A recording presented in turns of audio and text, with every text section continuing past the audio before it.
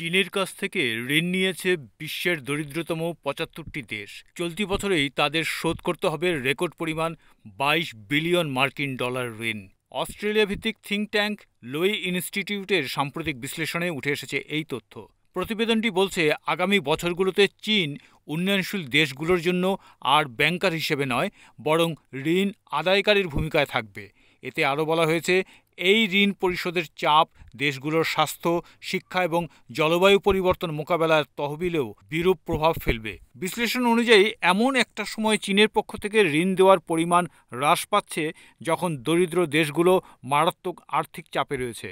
ফলে ব্যাপক পরিমাণ অর্থ চীনকে পরিশোধ করতে হচ্ছে, যা তাদের অর্থনৈতিক সংকট আরও তীব্র করছে।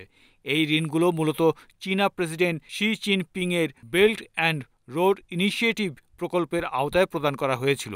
স্কুল, হাসপাতাল, সেতু, রাস্তাসহ নানান অবকাঠামো উন্নয়নে বিনিয়োগের প্রতিশ্রুতি দিয়ে চীন এই কর্মসূচির মাধ্যমে এইসব দেশকে ঋণ দিয়েছে। ২০১৬ সালে এককভাবে দ্বিপক্ষীয় ঋণদানে বিশ্বের শীর্ষে উঠে আসে চীন এবং সেই বছর তাদের ঋণের পরিমাণ ৫০ বিলিয়ন ডলার ছাড়ায়, যা পশ্চিমা দেশগুলোর সম্মিলিত ঋণের পরিমাণ থেকেও বেশি।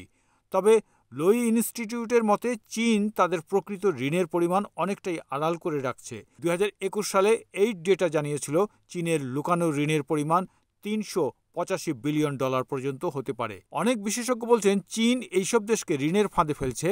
চীন কর্তৃপক্ষ অবশ্য ইচ্ছাকৃতভাবে ঋণের ফাঁদ তৈরি করার অভিযোগ অস্বীকার করেছে। তাদের দাবি, অন্যান্য দেশগুলো যখন ঋণ দিতে অস্বীকৃতি জানিয়েছে, তখন চীন দায়িত্বশীলভাবে সহযোগিতা করেছে। লোই ইনস্টিটিউটের মতে চীনের এই ঋণ এখন রাজনৈতিক সুবিধা অর্জনের জন্য ব্যবহৃত হতে পারে, বিশেষ করে এমন সময় যখন যুক্তরাষ্ট্রের মতো দেশগুলো বৈদেশিক সাহায্য কমিয়ে দিয়েছে।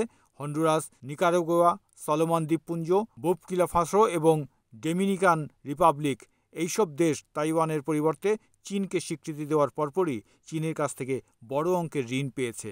তবে চীন এখনও Pakistan, Kazakhstan, Laos, Mongolia, Argentina, Brazil ও ইন্দোনেশিয়ার মতো দেশগুলোতে বিনিয়োগ অব্যাহত রেখেছে।